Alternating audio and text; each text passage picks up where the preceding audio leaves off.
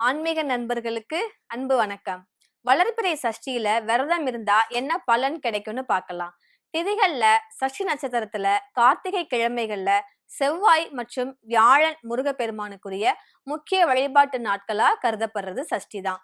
வந்த வினையும் வருகின்ற வல்வினையும் கந்தன் என்ற பெயர் சொல்ல கலங்கிடுமே அப்படின்னு அருணகிரிநாதர் பாடியதை போல முருகனுடைய பெயரை மனதார சொன்னாலே அனைத்து துன்பங்களுமே ஓடிடும் அப்படின்னு சொல்லுவாங்க. அப்படி இருக்கும்போது முருகனுக்குரிய சஷ்டி திதியில விரதம் இருந்தா கிடைக்கிற பலன்களை ரிப்பீட் கிடைக்கிற பலன்களை பத்தி நான் சொல்லிதான் தெரிய வேண்டுமா என்ன? சஷ்டியில் இருந்தால் அகப்பையில் வரும் அப்படின்றதுனால எல்லாருமே குழந்தை இல்லாதவர்கள் குழந்தை வரம் வேண்டி இதை மட்டும்தான் சஷ்டி திதியில விரதம் இருக்கணும் அப்படின்னு அவங்க நினைச்சுக்கிட்டு இருக்கிறாங்க. ஆனா அது அப்படி கிடையாது. இப்ப வளர்பிறை சஷ்டியில நம்ம முருகனை வழிபட்டோம்னா என்னெல்லாம் நமக்கு பலன்கள் கிடைக்கும் அப்படின்றத தெளிவா நம்ம தெரிஞ்சுக்கலாம் வாங்க. திதிகளுடைய 6வது திதியான சஷ்டி ஆறுமுக கடவுளான முருகப்பெருமானை விரதம் இருந்து வழிபட்டு அவருடைய கருணை பெறுவதற்கான நாள். ஐப்பசி மாசத்துல வர்ற கந்த சஷ்டியை மகா கந்த சஷ்டி பெருவிழாவா கொண்டாடுறோம். இந்த 6 நாட்களுமே எல்லாருமே விரதம் இருந்து முருகப்பெருமானை வழிபடுவது உண்டு.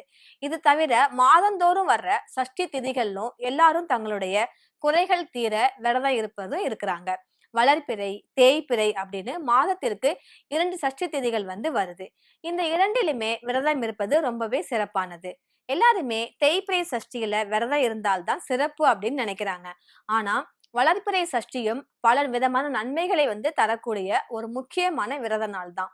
சஷ்டி விரத முறைய பார்க்கலாம்.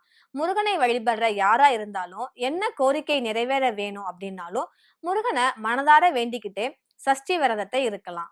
சஷ்டி விரதம் இருக்க துவங்குபவர்கள் வளர்பிறை சஷ்டியில் தான் விரதம் மேற்கொள்ளணும். சஷ்டி திதி வரும் நாட்கள்ல உண்ணாமல் உபவாசமாகவோ இல்ல பால் மற்றும் பழம் இதெல்லாம் சாப்பிட்டோ விரதம் இருந்து முருக மந்திரங்களை மனதார சொல்லி வழிபட்டு முருகன் கோயிலுக்கு சென்று தரிசித்து வந்தாலே போதும், முருகனுடைய அருள் கிடைக்கும்.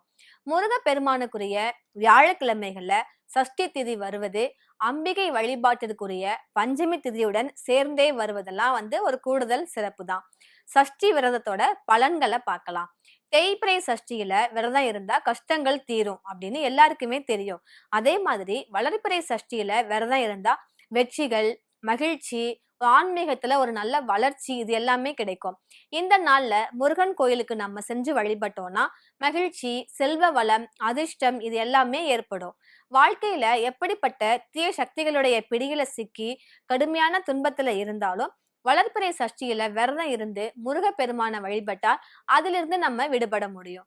மாதந்தோறும் வர்ற சஷ்டி திதிகள்ல விரதம் இருந்தா சிறப்பான வாழ்வு அமையும், தடைகளும் விலகும், நம்ம மனசுல தைரியமும் பலமும் அதிகரிக்கும். அது மட்டும் இல்லாம முருகனுக்கும் நமக்குமான ஒரு தொடர்பு ஒரு நல்லா பலப்படும்.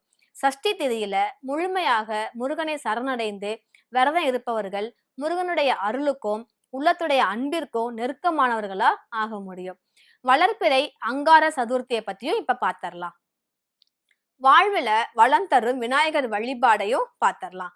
மூல முதல்வன், அனைத்து கணங்களின் தலைவன் அப்படின்னு போற்றப்படுற விநாயகர் பெருமானுடைய அருளை பெறுவதற்கு ஏற்ற திதி தான் இந்த சதுர்த்தி திதி. நவ கிரகங்களையும் தனக்குள்ள அடக்கி வச்சிருக்கிற விநாயகருக்குரிய சதுர்த்தி திதி மங்கள நிகழ்வுகள் வீடு, மனை, சொத்து இதெல்லாத்துக்குமே காரணமான செவ்வாய் பகவானுக்குரிய செவ்வாய்க்கிழமையில வந்துச்சுன்னா அது இன்னுமே ரொம்ப சிறப்பானதா இருக்கும். அங்காரக சதுர்த்தி அன்னைக்கு விநாயகரை வழிபட்டால் செவ்வாய் பகவானால் சுபகாரியம் நடைபெறுவதில் ஜாதகத்தில் ஏற்பட்டிருக்கும் கோளாறுகளும் நீங்கும், எல்லாமே நீங்கும்னு சொல்றாங்க. சதுர்த்தி வழிபாட்டை பாத்திரலாம். முழுமுதற் கடவுளான விநாயகர் பெருமானுடைய அவருடைய அவதாரத்துக்கு அப்புறம் ஆவணி மாத சதுர்த்தி திதியில அப்படின்னு சொல்றாங்க. ஆனா எல்லா மாதங்கள்லயுமே வர்ற சதுர்த்தி திதி விநாயகரை வழிபடுவதற்கு ஒரு ஏற்ற நாள் தான். விநாயகர் பெருமான சதுர்த்தி தினத்துல நம்ம வழிபட்டா நம்ம பெறாத நன்மைகளே இல்லை அப்படின்னு சொல்லலாம். எந்த காரியத்தையுமே துவங்குவதற்கு முன்னால விநாயகரை வழிபட்டு அதுக்கப்புறமா அந்த காரியத்தை துவங்கினால் அது கண்டிப்பா வெற்றிகரமா முடியும், எந்த தடையும் இல்லாம முழுமை அடையும் அப்படின்னு ஒரு நம்பிக்கை இருக்கு. விநாயகர் அப்படின்றவரு பிரணவத்தினுடைய வடிவம். இதனுடைய திறந்த வடிவமே பிள்ளையார் சுழி ஆகும்.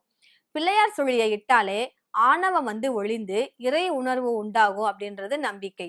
வளர்பிறை சதுர்த்தியை பத்தி பார்க்கலாம். சதுர்த்தி திதி விநாயகருக்கு ரொம்பவே உகந்த நாள்.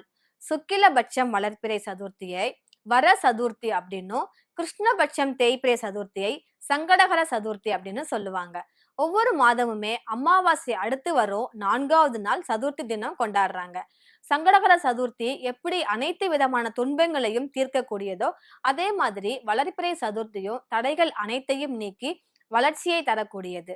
சதுர்த்தி நாள்ல விநாயகருக்கு அருகம்புல் மாலை சாட்சி வழிபடுறது ரொம்பவே நல்லது. ஜாதகத்துல திருமண தடை ஏதாவது இருக்கிற பெண்கள் சதுர்த்தி விரதத்தை கடைபிடித்து வந்தால் விலகி ஒரு நல்ல வரன் கிடைக்கும். ஒவ்வொரு கடவுளுக்கும் ஒவ்வொரு விதமான பலன்களை தரும் சக்தி இருக்குது. ஆனா இந்த கணபதியை வணங்கினால் அனைத்து சக்திகளையுமே பெற முடியும்னு சொல்றாங்க. அங்கார சதுர்த்தியை பத்தியும் அதோடைய விரத முறைகளை பத்தியும் பார்க்கலாம். சதுர்த்தி அன்னைக்கு அதிகாலையிலேயே நீராடி நம்ம உணவு எதுவும் இல்லாம சாயங்காலம் வரைக்குமே கணநாதன் ஆகிய விநாயகர் பெருமான் நினைவோடு உபவாசம் இருக்கணும்.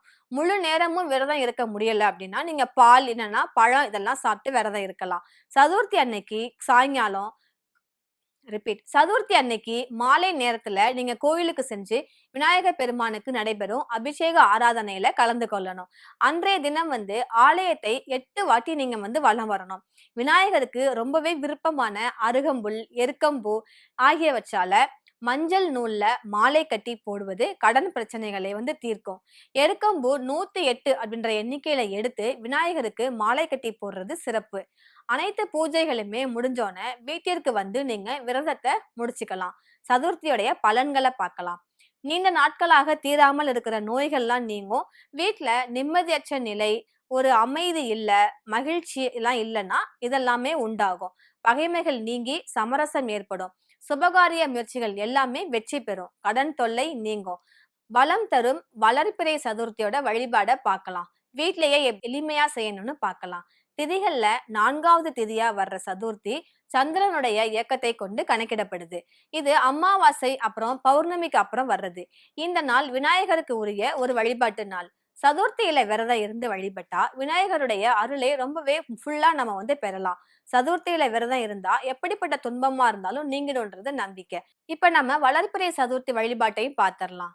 சாயங்காலத்துல நம்ம குளிச்சுட்டு கொஞ்சம் மஞ்சள் எடுத்து தண்ணீர்ல கலந்து நிலைவாசல்ல வச்சு குங்குமம், பொட்டு, தீப தூபம் இதெல்லாம் காட்டி வழிபடணும். அதுக்கப்புறம் பூஜை அறைக்கு சென்று கொஞ்சம் மஞ்சள் எடுத்து அதோட சேர்த்து நவதானியங்கள் கலந்து ஒரு பிள்ளையார் போல பிடிச்சு வைக்கணும். அந்த பிள்ளையாருக்கு முன்னாடி ஒரு சிறிய மூஷிக வாகனமும் பிடிச்சு வைக்கணும். வீட்டுல நவதானியம் இல்லை அப்படின்னா தானியம் எந்த தானியம் இருக்குதோ அந்த தானியத்தை கொண்டு நீங்க பிள்ளையாரா பிடிச்சு வைக்கலாம். இத நீங்க உங்க கையாலே பிடிச்சு வைக்கிறதுனால பலன் கிடைக்கும்.